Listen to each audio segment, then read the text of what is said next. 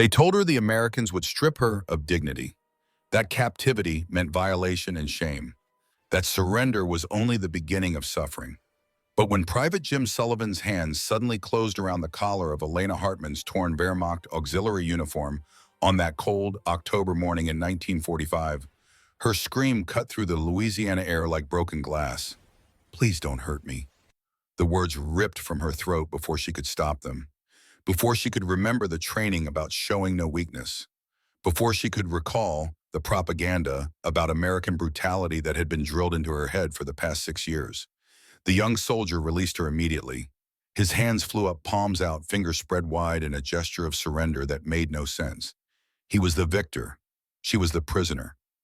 Yet he looked at her with something that resembled confusion, maybe even hurt.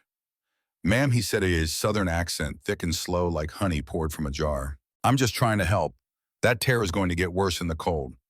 Elena stood frozen in the processing yard of Camp Ruston, Louisiana, her body still trembling from the adrenaline of fear, her mind struggling to reconcile what she had expected with what was actually happening.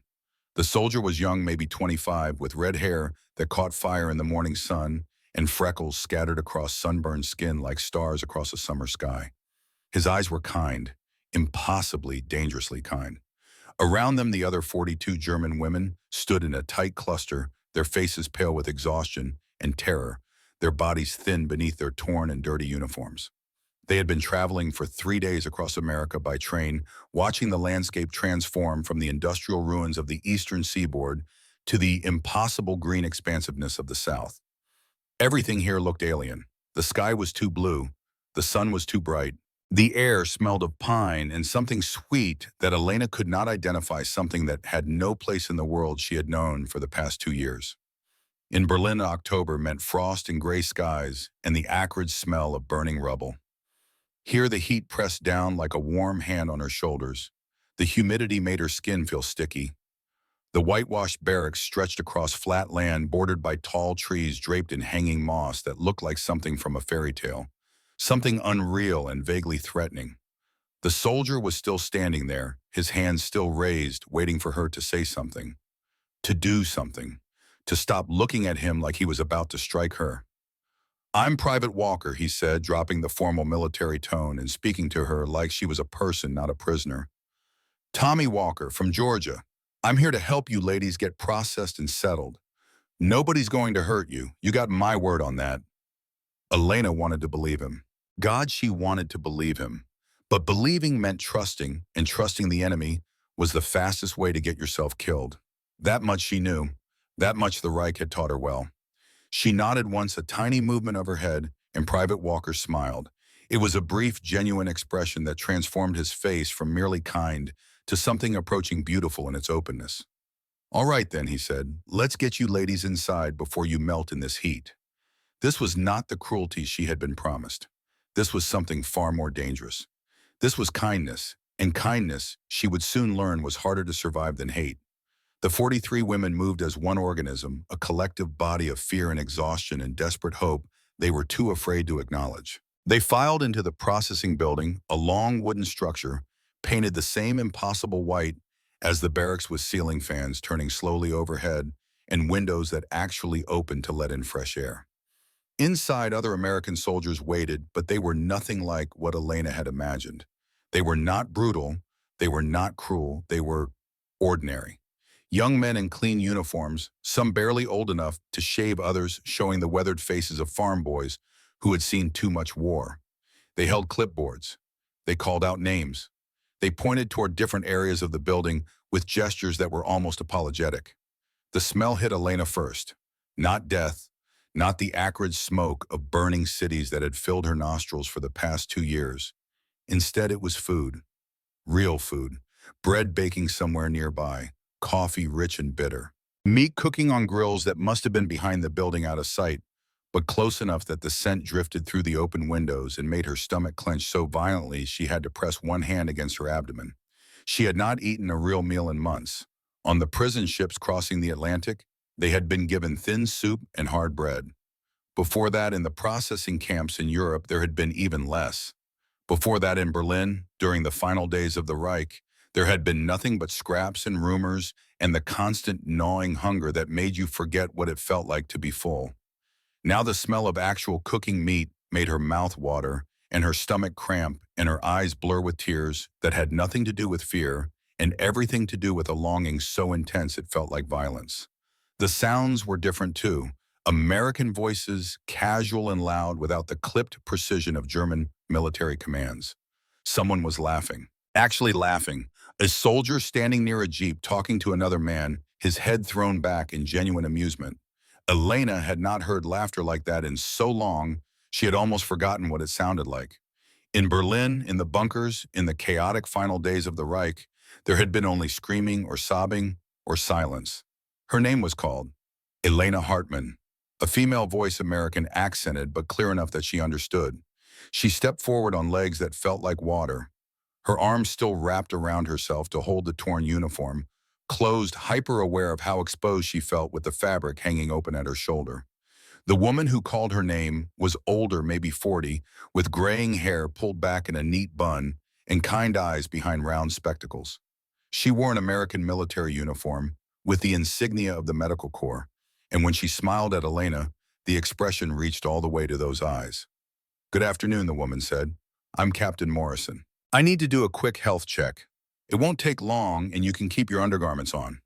I just need to check for lice, look at any injuries and make sure you're not carrying any contagious diseases." "Okay," Elena nodded. She did not trust her voice yet. Her throat felt tight, closed off by emotions she could not name. The examination room was small and clean, with a single bed covered in white sheets and a table holding medical instruments that gleamed under the electric lights. Electric lights, not candles, not oil lamps, actual electric lights that did not flicker or dim or threaten to go out at any moment. Captain Morrison gestured to a chair and Elena sat down slowly, carefully, like an old woman with brittle bones. She removed her torn uniform jacket, acutely aware of how thin she had become. Her ribs were visible through her undershirt. Her collarbones jutted out sharply. Her arms looked like sticks, all bone and tendon, with barely any muscle left. She looked like the survivors she had seen in newsreels from the camps. The thought made her stomach turn. "You're malnourished," Captain Morrison said quietly. Her touch gentle as she examined Elena's scalp, checked her eyes and throat, listened to her heartbeat with a stethoscope that felt cold against her skin, even through the thin fabric of her undershirt. "But you're going to be okay. We're going to get some weight back on you." It was the kindness in her voice that broke something inside Elena. She had expected coldness, clinical detachment at best, cruelty at worst. Instead, this American doctor was treating her like a human being, like someone who mattered, like someone who deserved care. When the examination was finished, Captain Morrison handed Elena a bundle of clothes. Not a uniform, simple civilian clothes. A pale blue cotton dress with small white flowers printed on the fabric, clean undergarments, thick socks, and a wool cardigan soft and expertly knitted in a shade of cream that reminded Elena of her grandmother's kitchen. "Your old uniform is pretty worn out," the doctor said. "You can keep it if you want for sentimental reasons, but you'll be more comfortable in these. They're donated from local churches." The cardigan was knitted by a volunteer group in town. It gets cold here at night, even in October. Elena took the clothes with hands that would not stop shaking. The fabric was soft against her rough palms. Clean. When she held the cardigan to her face, it smelled like lavender soap, like spring mornings, in a world that no longer existed, like everything she had lost and everything she might possibly, impossibly find again. "Thank you," she whispered. The words came out broken, barely audible. "You're welcome," Captain Morrison said, and her smile was warm enough to hurt. "There's a shower facility next door. Hot water, soap, shampoo. Take your time. When you're done, there's food in the mess hall. I know you're probably starving. Just take it slow, okay? Your stomach's going to need time to adjust to regular meals again." The shower facility was tiled and white with individual stalls and curtains for privacy. Elena stood outside one of the stalls for a long moment, just staring at it, not quite believing it was real. Then she stepped inside, pulled the curtain closed, and turned on the water. Hot water poured from the shower head. Actually hot. Not lukewarm, not cold, hot enough to steam in the cool air, hot enough to turn her skin pink, hot enough to make her gasp with something that felt dangerously close to pleasure. She stood under the spray and could not stop crying. The tears came in great heaving sobs that shook her whole body. She pressed her hands over her mouth to muffle the sounds, not wanting anyone to hear, not wanting to appear weak. But the tears kept coming, pouring out of her like the water pouring from the showerhead, washing away months of dirt and fear and accumulated grief. The soap actually lathered. It was not the gritty chemical-smelling blocks they had been given on the prison shifts, the kind that left your skin feeling raw and tight. This soap was smooth and creamy, and it smelled like flowers. Elena washed her hair 3 times, watching the dirt and oil swirl down the drain, scrubbing her scalp until it tingled, working the lather through hair that had not been properly cleaned in longer than she could remember. She washed her body with the same desperate thoroughness, scrubbing her skin until it was pink and raw, trying to wash away not just the physical dirt, but something deeper, something that had settled into her bones during the long months of war and defeat and captivity. When she finally turned off the water and wrapped herself in the clean towel that had been left on a bench outside the stall, she caught sight of herself in the mirror and barely recognized the face looking back. Her hair, clean and wet, hung in dark waves around her face. Her skin, scrubbed of months of grime, was pale but no longer gray. Her eyes, blue and large, and her thin face looked younger than they had in years. She looked almost human again, almost like the girl she had been before the war swallowed her whole. She dressed slowly in the donated clothes, savoring the feel of clean fabric against clean skin. The cotton dress was slightly too large, hanging loose on her 20 pounds lighter frame, but it was the most comfortable thing she had worn in 2 years. The cardigan was warm and soft, the kind of thing her grandmother might have made, the kind of thing that spoke of care and attention and someone taking the time to create something beautiful just for the sake of beauty. She pulled it tight around herself, breathing in the lavender scent, and felt something dangerous stir in her chest. Hope. She tried to push it down. Hope was dangerous. Hope would make this harder. Hope meant caring about what happened next, and caring was the fastest way to get hurt. But it bloomed anyway, fragile and persistent, like those yellow flowers she had seen growing outside the administrative building. In Germany, nothing grew anymore except rubble and ash. But here, flowers grew. Here, strangers knitted cardigans for enemy prisoners. Here, the impossible seemed to be the ordinary. The mess hall was large and bright, with long tables and benches and windows that let in the afternoon sun. The smell of food was overwhelming now, so intense it made Elena dizzy. She joined the other women in line, each of them clutching their new clothes, hair still damp from showers, moving like people in a trance. At the serving counter, American soldiers in white aprons ladled food onto metal trays. Real food. Elena stared at what was being placed on her tray, not quite believing what she was seeing. Mashed potatoes with butter melting into them, creating golden pools in the white mass. Green beans that were actually green, not the gray-brown color of canned vegetables. A thick slice of meatloaf still steaming, the top crusted with a glaze that smelled of tomatoes and brown sugar. A roll soft and white with more butter on the side. A cup of coffee with real cream and real sugar available to add. And for dessert, a slice of apple pie. Apple pie. Elena carried her tray to a table with hands that shook so badly she was afraid she would drop it. She sat down and just stared at the food. Around her, other women were doing the same. Some were crying. Some were laughing in disbelief. Some were eating so fast they were making themselves sick, unable to control the desperate hunger that drove them to consume everything as quickly as possible before it could be taken away. Elena forced herself to eat slowly the way Captain Morrison had instructed. The first bite of meatloaf was so rich it made her dizzy. The flavor exploded on her tongue, savory and sweet and complex in a way she had forgotten food could be. The potatoes were creamy and warm, the butter coating her mouth with a richness that felt almost obscene. The green beans were fresh. Not from a can, actually fresh.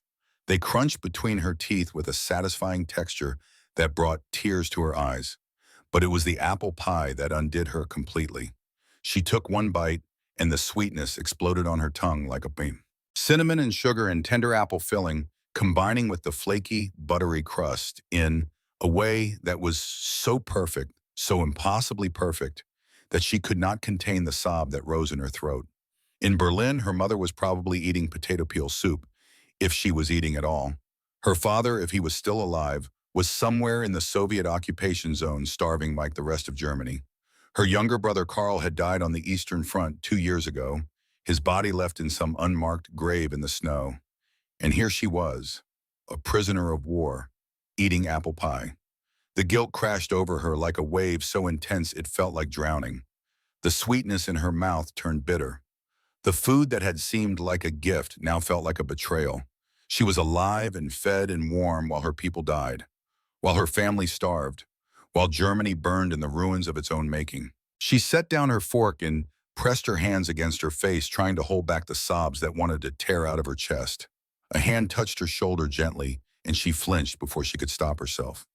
"It's okay to cry, ma'am." The voice was male familiar. Private Walker, the red-haired soldier from the processing yard. He was standing beside her table holding out a pressed white handkerchief with initials embroidered in one corner. J.S. Jesus. "I reckon you got a lot to cry about." He continued his slow Georgia drawl, somehow soothing in its unhurried cadence. "But you're safe here. I know that probably don't mean much right now, but it's the truth.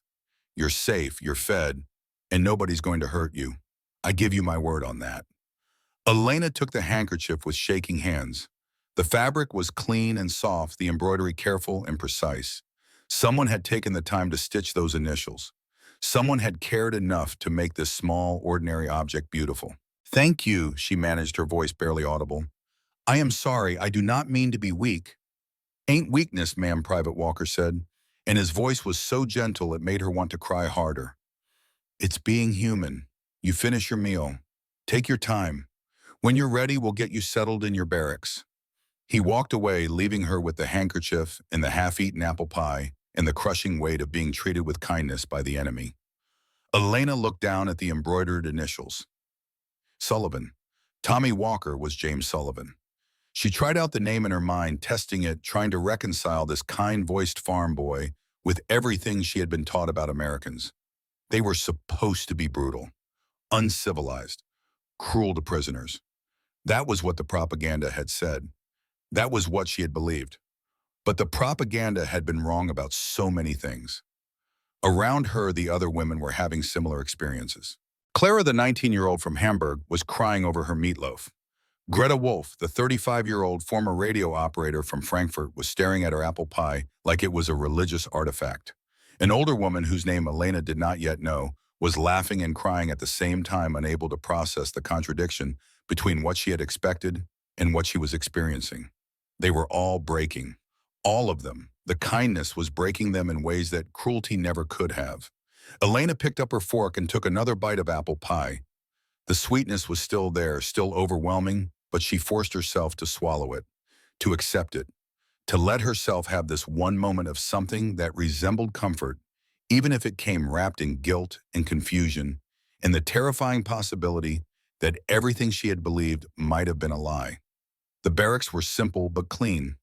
Rows of bunk beds with thin mattresses covered in white sheets and wool blankets. Each bed had a small footlocker for personal belongings. There were windows that actually opened, letting in fresh air that smelled of pine and warm earth. The bathroom facilities were at the end of the building, and they had running water and flush toilets and sinks with actual soap. Elena was assigned a lower bunk near one of the windows. She sat on the mattress, testing its firmness, and felt the absurdity of the situation wash over her in waves. This was better than her bedroom in Berlin had been during the final years of the war. This prison was more comfortable than her life as a free woman had been. The thought should have made her angry, should have made her feel something sharp and righteous. Instead, she just felt tired, bone-deep, soul-crushing tired. As night fell, the women gathered in small groups, whispering in German, trying to make sense of what had happened to them. Some were suspicious, convinced this was a trick, that the real cruelty would come later. Others were simply grateful to be alive, to be clean and fed, unable to think beyond the immediate relief of physical comfort. A few, like Elena, were caught in a liminal space between relief and guilt, unable to reconcile the propaganda they had been taught with the reality they were experiencing. Greta Wolf sat down on the bunk next to Elena's. She was a sturdy woman with graying hair pulled back in a practical bun and tired eyes that had seen too much. So Greta said quietly, speaking German in a low voice that would not carry to the American guards stationed at the doors. "This is what the enemy looks like. Hot showers and apple pie." Elena nodded slowly. "I do not understand it. Neither do I, Greta said. But I'll tell you what I think. She leaned closer, her voice dropping to barely a whisper. I think they're showing us what we could have had if we had chosen differently. I think they're showing us what the world looks like when you don't destroy it. Elena looked at her, really looked at her, and saw the pain in the older woman's eyes, the understanding, the dawning realization that they had been on the wrong side of history. They were not just prisoners here. They were witnesses. Witnesses to their own nation's failure, to the lie they had been sold, to the reality they had refused to see until it was too late. That night, lying in her clean bunk under a warm blanket, Elena stared at the ceiling and whispered a prayer she had not said since she was a child. Not a prayer for deliverance or forgiveness, just a prayer of gratitude for being alive, for being clean, for being impossibly safe. But gratitude, she was learning, was its own kind of punishment. Because how do you give thanks for comfort when your people are dying? How do you accept kindness from the enemy without feeling like a traitor? How do you reconcile the person you thought you were with the person you are becoming? These questions would haunt her in the weeks to come. They would drive her to the edge of starvation as she tried to balance the scales between her suffering and her mother's. They would force her to confront everything she had believed about herself, about her country, about the meaning of loyalty and love and survival. But for now, on this first night in Camp Ruston, Louisiana, Elena Hartman simply closed her eyes and tried to sleep.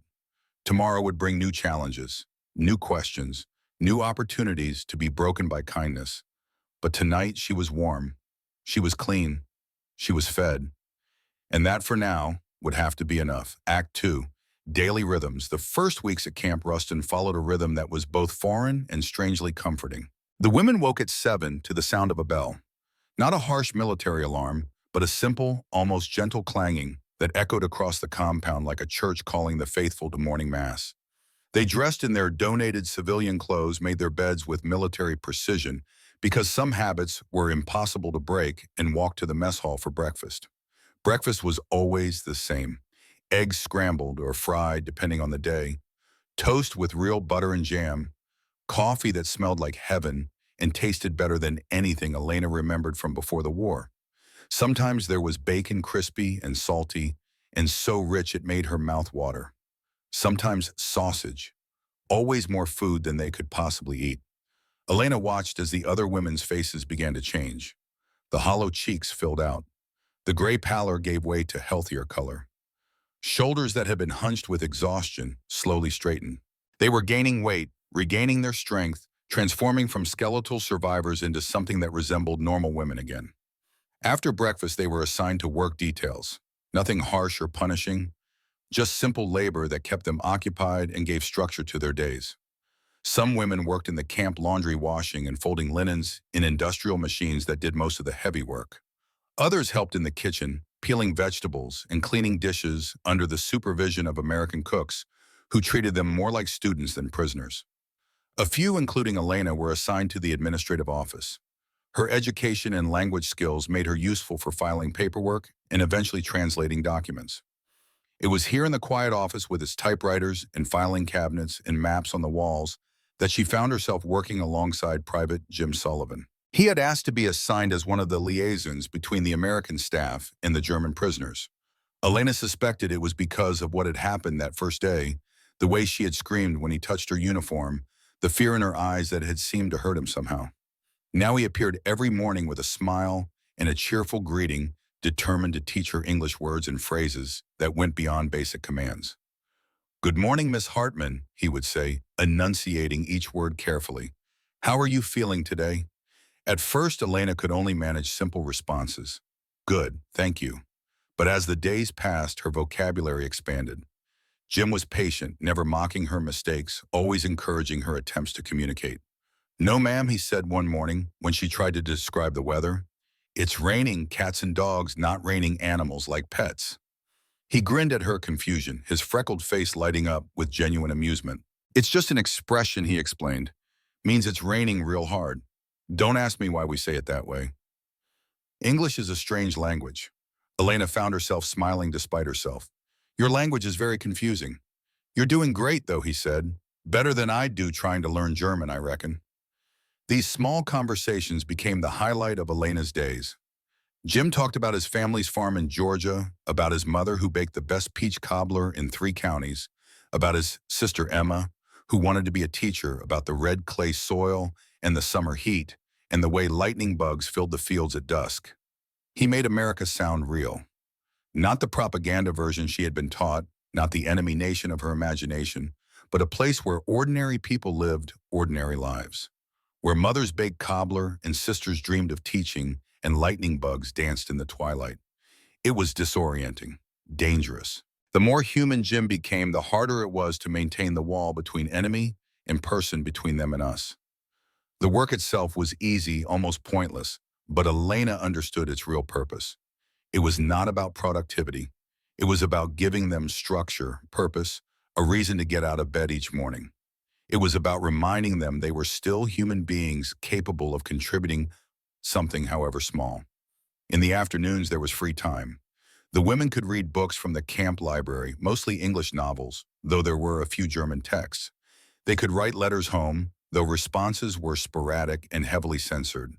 They could simply sit in the shade and talk, processing their experiences, trying to understand what was happening to them.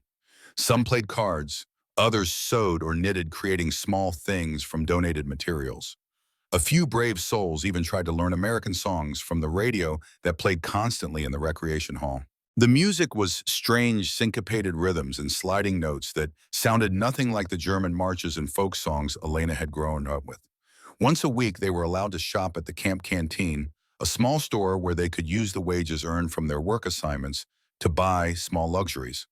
The wages were tiny, almost symbolic, $2 a week. But the act of choosing, of purchasing, of having some small measure of control over their lives was psychologically vital. Elena bought a notebook and a pencil with her first week's wages. She began keeping a diary, writing in German, recording not just the events of each day but the confusion of emotions that came with them. She wrote about the guilt, the gratitude, the cognitive dissonance of being treated well by the people she had been taught to hate. She wrote about Jim Sullivan and his patient English lessons, about Greta Wolf and her quiet wisdom, about the way apple pie tasted like both comfort and betrayal. She wrote about her mother in Berlin, wondering if her letters were getting through, if Anna was still alive, if the basement apartment had survived another winter. The writing helped. Not much, but enough to keep her sane. The letter: 6 weeks after arriving at Camp Ruston, Elena received her first letter from home. It arrived on a cold November morning, the Louisiana air finally cooling into something that resembled the autumn she remembered from Germany. The mail call was conducted in the mess hall after breakfast, an American officer reading out names in heavily accented German, handing out thin envelopes that had traveled across an ocean and through multiple censorship checkpoints. When Elena heard her name, her heart stopped. The envelope was so thin, it was almost transparent. The paper was the cheap wartime stuff, rough and gray. The handwriting was her mother's, but it looked shaky, uncertain. Nothing like the confident script Elena remembered. She took the envelope to her bunk and sat down, just holding it for a long moment. Part of her did not want to open it, did not want to know what horrors it might contain. As long as the letter remained sealed, her mother was alive. Her family was surviving. The moment she read it, reality would intrude. But she could not leave it unopened forever. She slid her finger under the flap and carefully extracted the single sheet of paper inside. My dearest Elena. It began, and just those 3 words were enough to make her vision blur with tears. I do not know if this letter will reach you. I do not even know if you are alive. We have heard nothing since you were captured. The city is ruins. We live in the basement with 3 other families. There is no heat, no electricity most days. We eat what we can find. Yesterday, your Aunt Gertrude traded her wedding ring for half a loaf of bread. Your father is still missing. We pray he is alive somewhere in the Soviet zone, but we fear the worst. Karl's grave is somewhere on the Eastern Front. We will never find it. We will never be able to bring him home. If you are receiving this, if you are safe, I thank God. Do not worry about us. We will survive. We always do. Know that I love you. Know that I am proud of you. Come home to us when you can. Your loving mother, Anna. Lena read the letter 3 times, then she folded it carefully, precisely, and tucked it under her pillow, where she could feel it when she lay down at night. That evening, she could not eat her dinner. The meatloaf and mashed potatoes sat untouched on her tray, While around her, other women ate and talked and laughed at some joke someone had made. The normalcy of it felt obscene. How could they laugh when Germany was starving? How could she eat when her mother was trading family heirlooms for bread? She pushed the tray away and left the mess hall, walking out into the cool November evening, wrapping her arms around herself against the chill. She was not the only one struggling. All around the camp, women were receiving similar letters, stories of devastation, starvation, desperation. The contrast between their lives here and the reality of Germany was becoming impossible to ignore. Some women stopped eating altogether, trying to somehow balance the scales between their comfort and their family's suffering. Others ate mechanically without pleasure, treating meals as a necessary function rather than a gift. Elena fell somewhere in between. She forced herself to eat enough to stay functional, but she took no joy in it. The food that had once seemed like a miracle now tasted like ashes in her mouth. Jim noticed. Of course he noticed. He seemed to notice everything. "Miss Hartman," he said one afternoon when she had pushed her lunch tray away after eating only a few bites. "You need to eat. You're getting thin again." Elena looked up at him, this kind-faced farm boy who could never understand what she was feeling. "My mother is hungry," she said quietly. "I got letter. She has no food. How can I eat when she is starving?" Jim was quiet for a moment. Then he pulled out a chair and sat down across from her, his elbows on the table, his face serious. "Ma'am, I understand. I do. But you starving yourself ain't going to feed your mama. It's just going to make two people hungry instead of one." He leaned forward, his voice gentle but firm. "You need to stay strong, so when this war is finally over, when you can go home, you'll be healthy enough to help her. You see?" Elena looked at him, really looked at him, and felt something shift inside her chest. He was right. She knew he was right. But knowing something and accepting it were two different things. "It is hard," she whispered, "to be treated so well by the enemy. Harder than being treated badly would be." Jim nodded slowly. "I reckon that's true. Hate's easier than kindness. Kindness makes you think, makes you question." He paused, choosing his words carefully. "But ma'am, we ain't your enemy. We never were. We were fighting a war against your leaders, not against you. You were just caught in the middle. Same as a lot of folks." His words stayed with Elena long after he left. "We were fighting your leaders, not you." It was such a simple idea, but it turned everything she had believed upside down. The propaganda had always told them that the Allies hated Germany, hated Germans, wanted to destroy them all. But what if that had been another lie? What if the enemy had only ever been the men who started the war, not the people who suffered through it? The thought was both liberating and terrifying. The antagonist. Not everyone at Camp Ruston was ready to accept American kindness. And the woman who would challenge Elena most fiercely was about to make her presence known. Katerina Becker was 38 years old, tall and severe, with dark hair pulled back so tightly it stretched the skin of her forehead. She had sharp features that might have been beautiful once but were now hardened by ideology and loss. She was the wife of an SS administrator, a true believer in the Reich, and she wore her fading Wehrmacht uniform like armor against the corruption she saw all around her. While the other women gradually accepted their donated clothes, Katerina refused.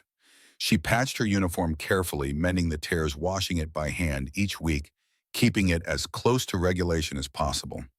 It was an act of defiance, a visible reminder that she had not surrendered, not in the ways that mattered.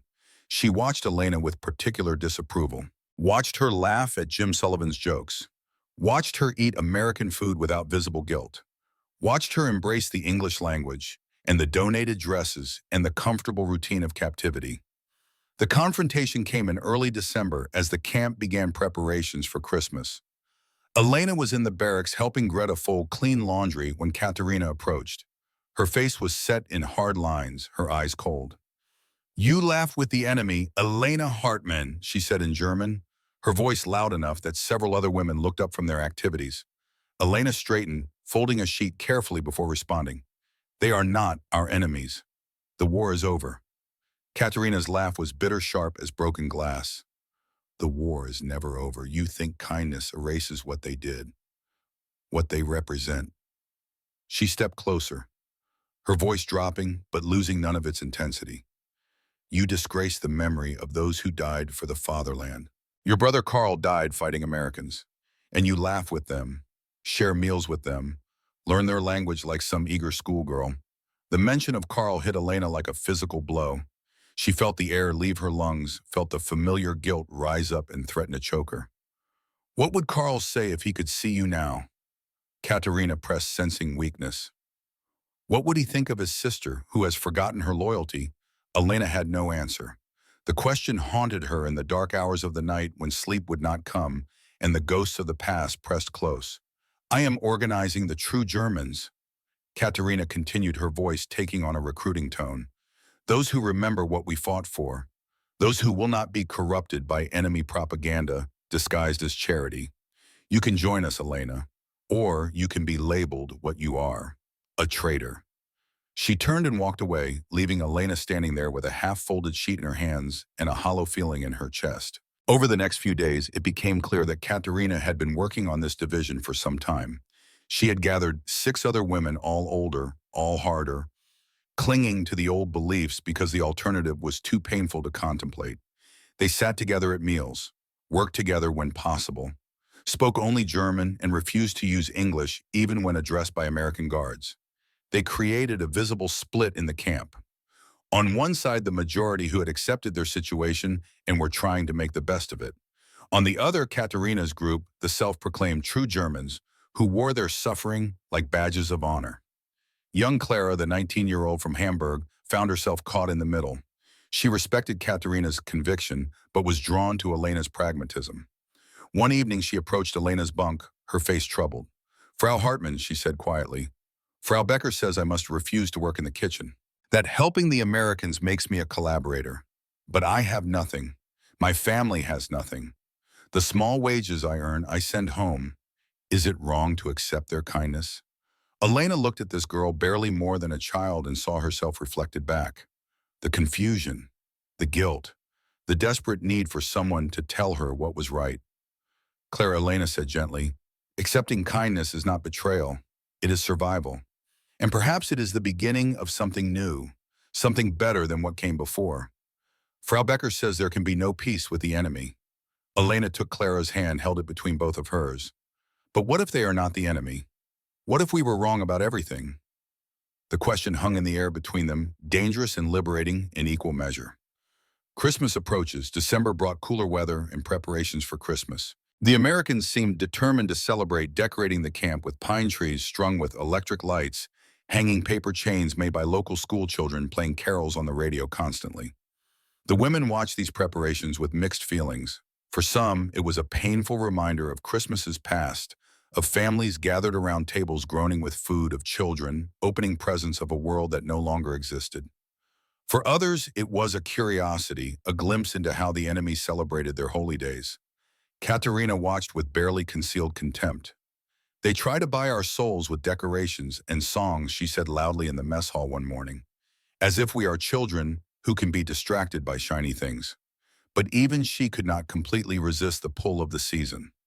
Elena saw her sometimes when she thought no one was watching, staring at the Christmas tree in the recreation hall with an expression that was almost wistful. Jim approached Elena one afternoon with a request.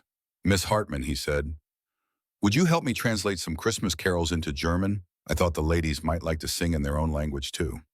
Elena hesitated. She could feel Katerina's eyes on her from across the room, could sense the judgment, the accusation of collaboration. But she thought of Clara, of the younger women who deserved to have something beautiful in their lives, who deserved to remember that there was more to the world than war and loss and guilt. Yes, she said, I will help.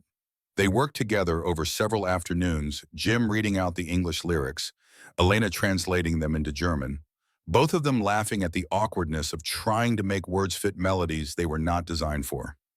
Silent Night was the easiest. Stille Nacht. It had been written in German originally before being translated into English. The other women gathered around to listen as Jim and Elena practiced it together, his deep voice blending with her softer one, creating something that was neither fully American nor fully German, but somehow both. Katerina sat in the corner with her loyal followers, refusing to participate, her face set in hard lines of disapproval. Tomorrow we show them, Elena heard her whisper to her group on Christmas Eve. Tomorrow we make our stand. True Germans do not celebrate with the enemy. Elena lay awake that night, staring at the ceiling, listening to the breathing of the other women around her. She thought about Carl, about what he would say if he could see her now. Would he call her traitor? Would he understand that she was trying to survive the only way she knew how? Would he forgive her for being alive when he was dead? She thought about her mother in Berlin, shivering in a basement eating bread bought with a wedding ring. She thought about Jim Sullivan and his patient kindness, his refusal to hate even when hate would have been easier. She thought about Katharina Becker and her rigid adherence to beliefs that had already destroyed everything she claimed to love. And she thought about tomorrow, Christmas Day, when the Americans would serve a feast and distribute gifts and force everyone in the camp to confront the uncomfortable truth that the enemy was showing them more humanity than their own nation ever had. Outside, the wind picked up, rattling the windows. Somewhere in the distance, a dog barked. The camp settled into the quiet rhythms of sleep. But Elena remained awake, caught between two worlds, belonging fully to neither, wondering what the morning would bring and whether she would have the courage to face it. Tomorrow would force a choice. Tomorrow would reveal who had truly surrendered and who was still fighting a war that had already been lost. Tomorrow, Elena sensed, would change everything.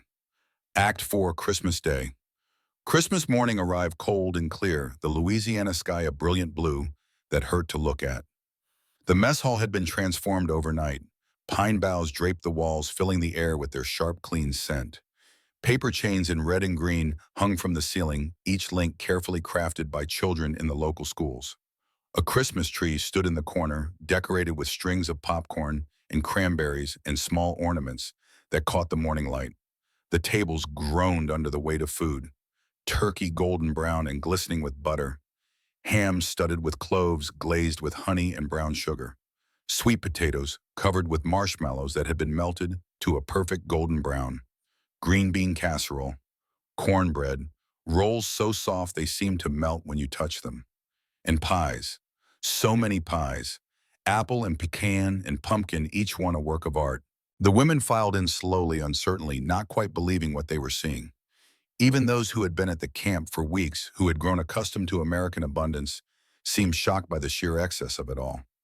Elena stood in the doorway, taking it in. The decorations, the food, the American soldiers in their dress uniforms smiling and wishing the women Merry Christmas in careful German. It was overwhelming, beautiful, and somehow deeply wrong. Then came the gifts. Volunteers from town carried in boxes filled with small packages wrapped in newspaper and tied with string. Each package had a handwritten card attached. From a friend in Ruston. Merry Christmas. May you find peace. The packages were distributed, one by one, an American officer calling out names, women coming forward to claim their gifts, with expressions that ranged from wonder to suspicion to barely contained emotion. When Elena received hers, she felt the weight of it in her hands, felt the careful wrapping, the thought that had gone into it. She carried it back to her table and set it down, afraid to open it, afraid of what it might mean to accept this kindness. Around her, other women were opening their packages, gasps of surprise, tears, laughter that sounded almost hysterical. Inside the newspaper wrapping were small treasures, knitted mittens, bars of good soap, small bottles of perfume, handkerchiefs with embroidered edges. Simple things, but to women who had nothing, they were precious beyond measure. Elena carefully unwrapped her package. Inside was a pair of cream-colored mittens, hand-knitted with a skill that spoke of years of practice, a bar of lavender soap, and a small glass bottle of perfume that, when she opened it, smelled of roses. She held these gifts in her hands and felt something break inside her chest. Then Katerina stood up. The sound of her chair scraping against the floor cut through the happy murmur of the room. Every head turned. Katerina stood rigid, her face pale with fury, holding her unopened package in one hand, like it was contaminated. "This is bribery," she said in German, her voice loud and clear and shaking with emotion. "Psychological warfare. They try to buy our souls with soap and mittens." The room fell silent. Even the American soldiers who did not speak German could sense the shift in atmosphere, the sudden tension crackling through the air. "While our families starve in ruins, we created." Katerina continued, her voice rising. "We sit here eating turkey, like guests, not prisoners. We accept gifts from strangers while our mothers trade wedding rings for bread.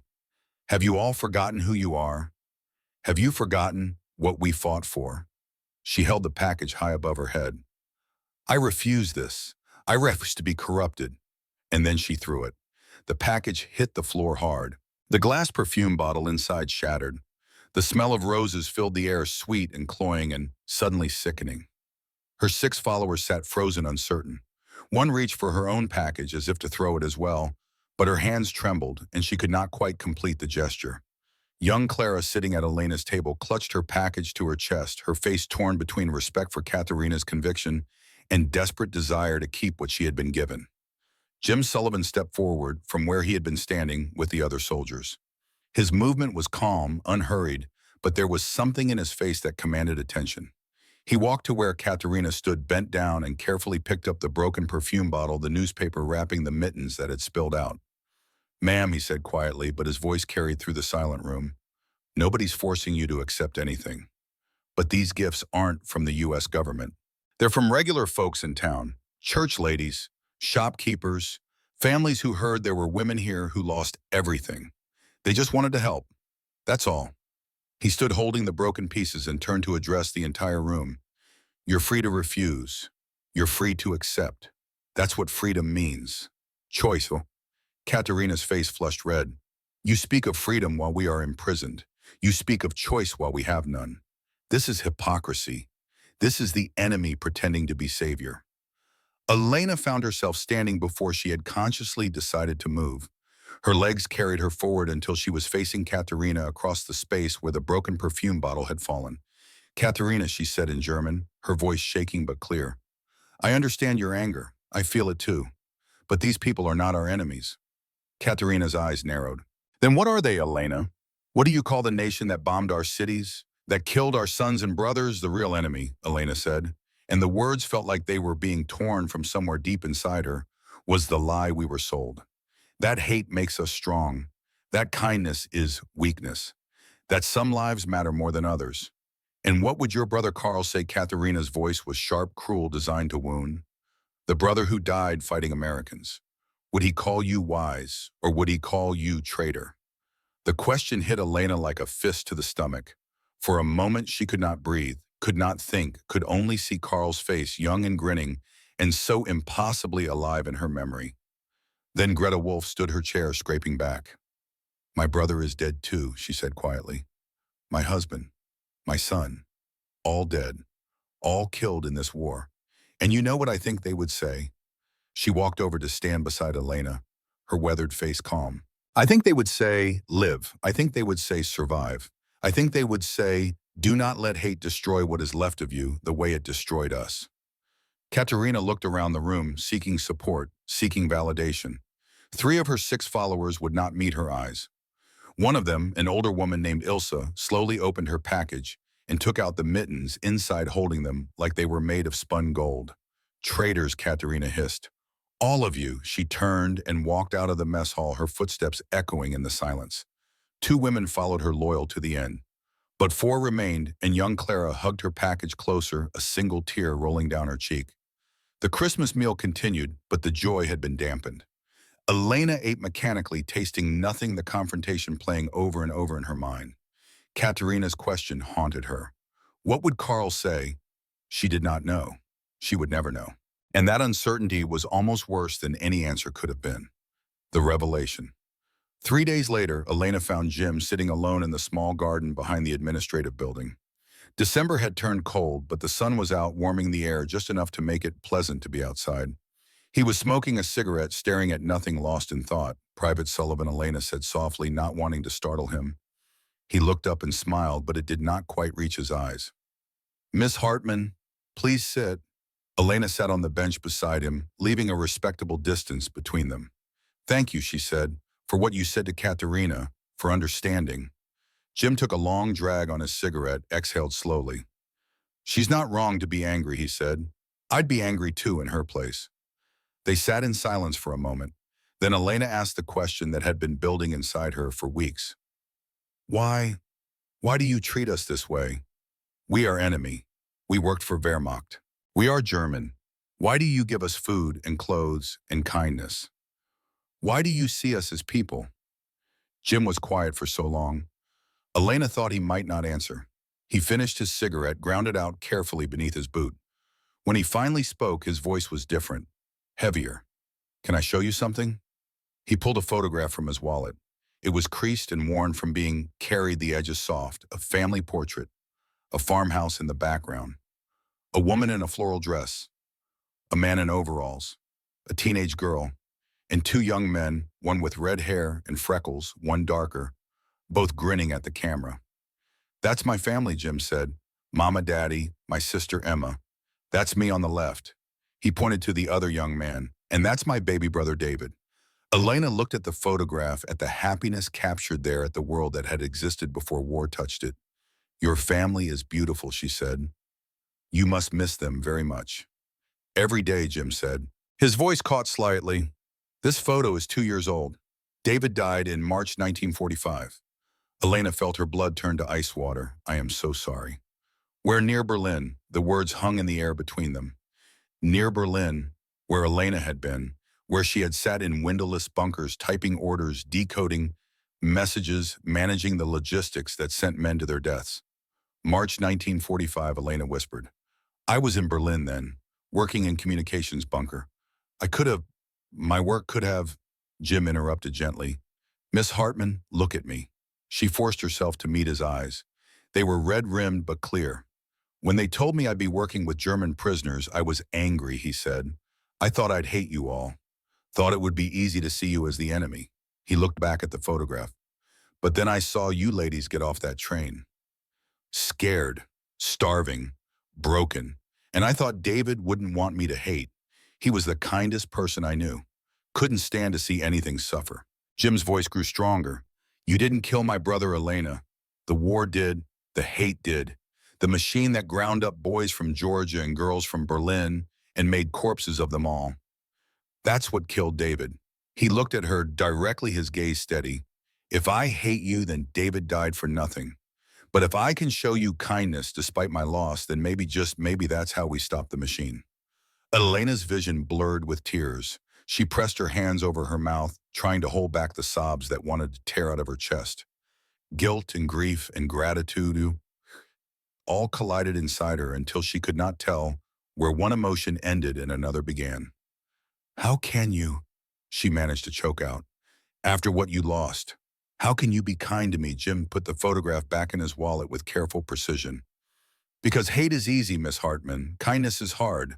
And the hard thing is usually the right thing." That night, Elena wrote in her diary with shaking hands. "Jim Sullivan lost his brother, perhaps to orders I transmitted, perhaps because of work I did. And yet he gives me kindness. He chooses grace over vengeance. He shows me that humans can be better than their worst moments. I must become worthy of this grace. I must learn to be this kind of human." Breaking points. February brought the first hints of spring to Louisiana. Trees began to bud. Flowers appeared in unexpected places, pushing up through the earth with stubborn determination. The air grew warmer, softer, carrying the scent of new growth and impossible possibility. Elena had gained back 15 pounds. Her face had filled out, her cheeks pink with health. Her hair, which had been brittle and dull, now shone in the sunlight. She looked, Jim told her with characteristic bluntness, like a completely different person from the terrified skeletal woman who had arrived 5 months earlier. But it was not just her body that had changed. Something deeper had shifted, something fundamental in how she saw the world and her place in it. The moment of recognition came on a warm afternoon in late February. Elena was working in the administrative office filing paperwork when a document slipped from her hands and fluttered to the floor. She bent to retrieve it, and as she straightened, she caught her reflection in the window glass. She stopped, stared. The woman looking back was healthy, clean, dressed in a simple cotton dress with a cardigan. Her hair was pulled back in a neat bun. Her face was calm, peaceful almost. She looked like someone who belonged here, in this place, in this moment. She looked American. The realization hit her like a physical blow. She had become the thing she was supposed to hate. She had absorbed the enemy's values, adopted their way of seeing the world, internalized their belief in individual dignity and democratic ideals. The Americans had not broken her. They had rebuilt her. And the most terrifying part was that she did not want to go back. She did not want to return to the ruins of Germany, to the hunger and the cold, and the desperate struggle for survival. She did not want to go back to a world where questioning authority meant death and individual worth was measured only by usefulness to the state. That evening, she found Greta sitting by the stove in the barracks mending a shirt. "I do not want to go home," Elena whispered, sitting down beside her. "God forgive me, but I do not want to go back." Greta looked at her, and in her eyes, Elena saw the reflection of her own shame, her own complicated grief. "Neither do I," Greta said quietly. "God forgive me, but neither do I." They sat in silence, two women who had lost everything and found something unexpected in the ruins. Not happiness, not exactly, but something like peace, something like hope. The enemy had shown them what their own nation never had, that they mattered, that they were worth saving, that their lives had value beyond their service to a collective cause. The next day, Katerina Becker received a letter. Elena was in the barracks when she heard the sound, a low animal keen that seemed to come from somewhere deep in the earth. She ran outside and found Katerina behind the building, collapsed on the ground, a crumpled piece of paper in her hand, her body shaking with sobs so violent they seemed to tear her apart. Elena knelt beside her, not touching, just present. It took a long time for Katerina to speak. When she did, her voice was broken raw. "My husband," she managed, "executed by Soviets. War crimes. My son, 14 years old, sent to labor camp. They do not know where, by my home. Destroyed. Everything. Everyone. Gone." She looked up at Elena with eyes that were red and wild and lost. "I believe," she said. "I believe so completely. That we were right. That we were building something glorious. That our sacrifices meant something." Her voice cracked. "But my husband was not executed for building glory. He was executed for ordering deaths, for signing warrants, for crimes I did not want to see. And my son pays for it. My son pays for my blindness." Elena sat down beside her in the dirt, their shoulders almost touching. "We all believe the lie, Katerina. We are all guilty. We are all victims. Both things are true." "How do you live with it?" Katerina asked. "The guilt and the gratitude fighting inside you?" "I remember that I am human," Elena said. "And humans can change. We can choose differently now." The next day, Katerina attended an English class for the first time. She still kept her Wehrmacht uniform folded carefully in her footlocker, but she wore a donated dress. She was not ready to let go completely. But she was trying. She approached Elena that evening, her face stiff with the effort of humility. "I am sorry," she said, "for what I said about your brother, for calling you traitor. I was afraid. Afraid that if you were right, then everything I suffered was for nothing." Elena took her hand. "It was not for nothing. It brought us here. It taught us. It changed us." New Life April brought warmth and the announcement that repatriation would begin soon. The war had been over for nearly a year. Germany was stabilizing slowly under Allied occupation. It was time for the prisoners to go home. But before that news came, there was another revelation. Elena had missed her monthly cycle. She had noticed but attributed it to stress, to the dramatic weight changes her body had undergone. But when the nausea started, when food she had eaten without problem suddenly made her stomach rebel, she went to Captain Morrison. The test confirmed what she had begun to suspect. "You're pregnant," the doctor said gently. "About 8 weeks." Elena sat on the examination table, one hand instinctively moving to her still flat stomach. The father was a German soldier she had known briefly before her capture. He was either dead or lost in the chaos of the Soviet zone. She would never see him again. "Are you all right?" Captain Morrison asked. Elena looked up, and to her surprise, she was smiling. "Yes," she said. "Yes, I think I am. A child, new life, born from the ashes of the old world. A baby who would never know the Germany Elena had known, who would grow up in whatever came next." She told Jim the next day, walking with him in the garden where he had shown her his brother's photograph. "I will have a baby," she said simply. Jim stopped walking. "And the father gone. Dead or missing, I am alone." Jim's face softened. "Miss Hartman, you ain't alone. You got us. We'll make sure you and that baby are taken care of." The other women rallied around her. Even Katerina contributed, knitting small garments with fierce concentration. The baby became a symbol of hope for all of them, proof that life continued and that the future was not just ashes and ruins. But with hope came the knowledge that she had to go home. Not for herself, but for this child, to build a better world than the one that had destroyed everything else. Farewell. The announcement came in mid-April. Repatriation would begin in early May. Elena had 3 weeks to prepare. Jim found her in the garden again, standing among the roses she had helped plant, one hand on her belly where the baby grew. "How are you feeling about going home?" he asked. Elena was quiet for a long moment. "Afraid," she said finally. "Afraid of everything.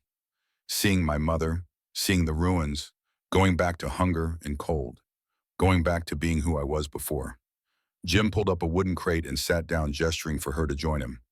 "You ain't the same person who arrived here last October," he said. "You've changed.